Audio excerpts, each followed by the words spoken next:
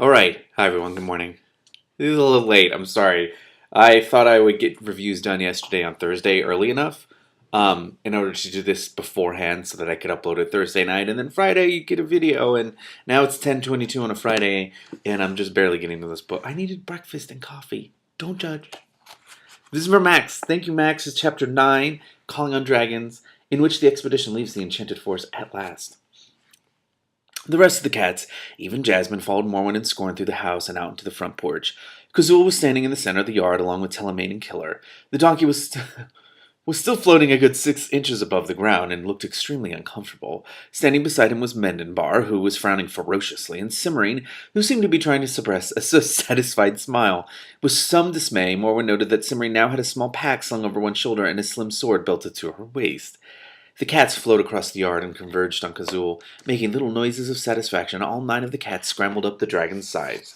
Their claws rasped against Kazul's scales, making Cimmerian wince, but neither they nor the dragon seemed to notice. Morwen looked at Telemaine while the cats draped themselves contentedly all over Kazul. "I thought you were going to explain to him why he couldn't come along," he said, nodding sideways at Mendenbar. "I did," Telemaine said grumpily. "Then what is he doing here?"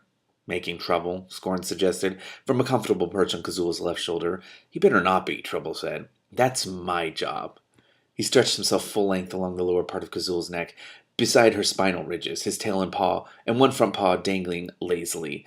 "I'm taking you to the edge of the Enchanted Forest," Mendenbar said. "I can do that much, at least, even if I can't come with you. My magic will get you there faster than anything else, and you'll be safe from most of the things that live in the forest if you're with me." "I see." That explained Telemaine's bad mood. He hated having to admit that anyone's magic was better than his, even the king's. Morwen looked at Cimmerian. "What about you?" "I'm coming with you," Cimmerian said. Mendenbar scowled fiercely as if he wanted to object, but before he could, Cimmerian hurried on. "I have to. Otherwise you'll have as much difficulty with the sword as I hope those blasted wizards are having right now." Kazul snorted angrily, sending out a large ball of smoke, which made everyone in front of her cough. "If they aren't having trouble now, they will soon." Morwen gave Kazul a stern look over the tops of her glasses. "We're going on this expedition to recover Mendenbar's sword, Kazul. We aren't trying to destroy the entire society of wizards." "Why not?"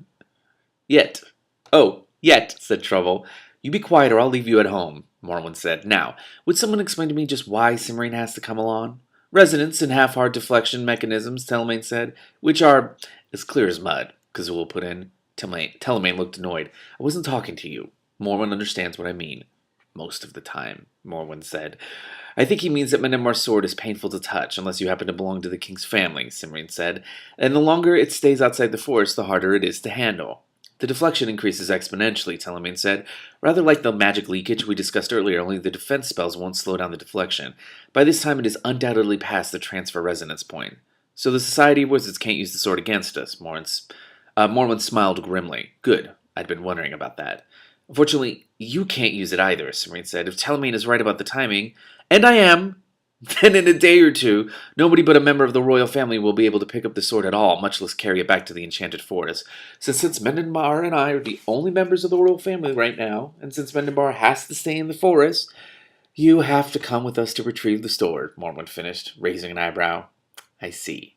Cimmerian grinned. Telemaine explained it at least 3 times at the castle, and by the time he and Mendenbar finished arguing, I had a pretty good idea what he meant, even if he never did say it straight out. "I did too," Telemaine said indignantly. "Several times." "Not so I understood. That is unfortunately not very surprising," Morwen said. "Mendenbar, your sword is very inconveniently designed." "Don't blame me," Mendenbar said. "The blasted thing came with the kingdom." "Humph." Morwen glanced around. "What about Killer? Why is he here?" Killer's ears twitched anxiously forward. "They told me I was supposed to come. Is it all right? Once we're away from the interference patterns of the Enchanted Forest, we should be able to trace the residual energy and the morphological field trap," Telemaine said. "At that point, a standard locus delimiter should—" "Telemaine!" Kazul said in a warning tone. Morwen rolled her eyes.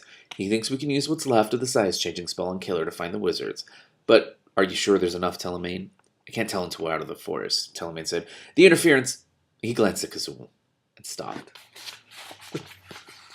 Hold on, I need some water. Oh, shit.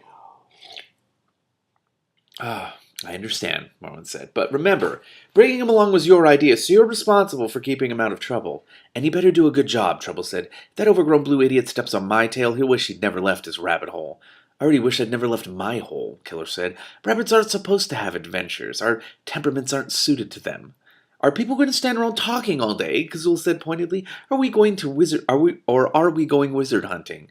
Sword hunting, Kazul, if you please, Morwen said, and I'm ready to leave as soon as we decide which way we're heading. There was a pause while Cimmerian, Telemaine, and Mendenbar looked at each other. Scorn snickered. Look at them, they didn't even think of that.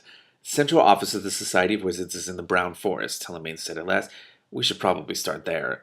Why waste time? Kazul said. The wizards wouldn't be stupid enough to take Mendenbar's sword to their main office. And Torel would, Cimmerian said. Where's the Brown Forest? Killers asked timidly. It doesn't sound very appetizing. It's worse than it sounds, Telemaine told him. The Brown Forest is actually a corner of the Great Southern Desert. Oh, Brown Forest, I get it. Frowning, Cimmerian looked at Telemaine. I always thought the Brown Forest was a dead woods. Are you sure it's really a desert? Telemaine nodded. I've been there. You have? Kazul said. Why? I wanted to learn wizardry, and the school the Society of Wizards runs is the only... You wanted to be a wizard? Kazul said, outraged. No, Telemaine said in the too patient tone of someone who has had to give the same explanation far too many times. I love that everyone's just like, oh, wizards are disgusting. Why would you want to be one? I didn't want to be a wizard. I wanted to study them. Their magic methods are unique, and magicians have been attempting to figure them out for a long, long time. And you thought they would tell you if you asked politely? Cimmerian said. Telemaine shrugged. It was worth a try. Anyway, I've been to the Brown Forest in the Great Southern Desert. I could probably even find the area where the central office of the Society of Wizards was when I was there. The area where it was? Kazul said. They move the building every couple of months, Telemaine explained. I don't know whether they do it to stay hard to find or whether they take turns practicing the relocation spell. No wonder they keep trying to steal other people's magic, Kazul muttered. They waste what they've got moving buildings around. South, then? Mendenbar said, glancing around. Very well. He raised a hand, then paused. Morwen, are you taking all your cats along on this expedition? Phooey, said Murgatroyd. I was hoping no one would think of that. Just trouble and scorn, Morwen said, giving the cats a stern look. The rest of you should go down now. Should get down now. Cats flowed along Kazul's back and off her shoulders, until only trouble and scorn remained. When the whole crowd had reached the porch, Morwen nodded to Mendenbar. An instant later, grey mist rose, thickened to hide the house and forest, then faded to reveal a grove of slender young trees, none of which were much taller than Kazul. They looked odd and spindly, and it was a moment before Morwen realized that they only seemed scraggly by comparison to the giant oaks that surrounded her house. This is as far as I can take you, Mendenbar said unhappily. The edge of the enchanted forest is over there. What about getting back in once we leave? Telemaine asked. If we recover the sword, getting into the forest won't be a problem, Cimmerian said. If we don't, I'll keep an eye on the border, Mendenbar said. As soon as I see you, I'll come out to meet you. Don't worry about watching for us, Morwen said. Worry about the wizards. We'll call on the magic mirror when we're ready to come back. And a couple of times before then, just to say hi, Cimmerian put in. Mendenbar looked at Cimmerian for a long minute and then turned to Telemaine. Are you sure I can't leave the enchanted forest? Not without destroying the energy loop that prevents the Society of Wizards from primary absorption inside the forest, Telemaine said. Then can't you transfer the spell's focus from me to Cimmerian? Hey, said Cimmerian frowning, who says I want to be the focus? No, Telemaine said to Mendenbar. The top links connect directly to the central. No, it's quite enough, Morwen said. Didn't you go over all of this at the castle? Yes, Cimmerian said. Mendenbar is just trying to keep me out of this. She stepped forward and drew Mendenbar a little away from the others. Look, dear, there's nothing you can... Her voice faded to a murmur. How far is the Brown Forest from here? Morwen asked Telemaine. 3 transports and a 2-day walk. Telemaine looked at Kazul and frowned suddenly. His gaze traveled down the dragon's neck, across her wings and massive back and out along her tail. Make that 5 transports and a 2-day walk. I didn't have quite so much to move last time. I could stay here, Killer said, offered hopefully. No, you couldn't, Morwen said. Telemaine needs you to find the wizards. Why a 2-day walk, Telemaine? Because the Society of Wizards has established an interference pattern around the Brown Forest. So, said Scorn. So that means it isn't safe to use transportation spells anywhere near the forest, Morwen said. I bet you could break it, Trouble said. Wizards are wimps. That's very encouraging. Maybe, Morwen said. And maybe you would end up with Killer's ears and Scorn's tail. Even simple interference patterns are tricky, and this one has the whole Society of Wizards behind it. Committees never do a good job, Scorn said, but she did not pursue the issue. Are you sure you need the donkey? Kazul asked. Because I think I can carry everyone else for at least a little of the way, and that would cut down on the travel time. Killer's ears pricked up, then drooped as Telemaine shook his head. Without Killer, we'd have to hunt for the Society of Wizards building. We'd probably lose more time than we gained. Kazul shook her head irritably. Well, if you human people didn't waste so much time arguing, we'd...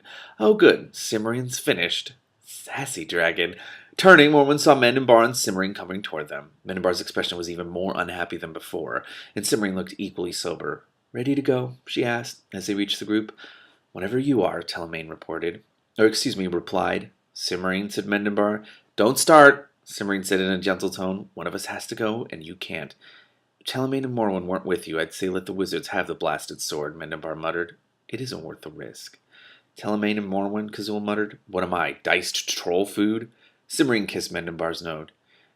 His node. It's because I've been reading Deep Secret for a full day. You'd say let the wizards have the sword. But you wouldn't mean it. Don't worry, I'll be all right. She turned to Morwen, her eyes suspiciously bright. Come on, let's go before he thinks of another objection. Morwen nodded and started off. The edge of the enchanted forest was only a few yards away, clearly visible as a sharp line where the bright green moss stopped and ordinary grass began. At the border, Morwen waited a moment for everyone to line up, then they all crossed at more or less the same time. Telemaine had them walk several yards to get away from the field influences before he was satisfied that his transportation spell would work properly. Then, frowning in concentration, he made a circling gesture and muttered under his breath. The trees melted and shifted, then solidified into an open field. 1 down. 4 to go, said Telemaine. Oh, shit. That's so exciting. I also think it's kind of cool that the pregnant princess is going on a quest. That's awesome. I've never read a book where that happened. That's awesome. Okay. I'm going to upload this and then start reading. So this will be up, and then I'm going to record all of the next week's one. So, yay.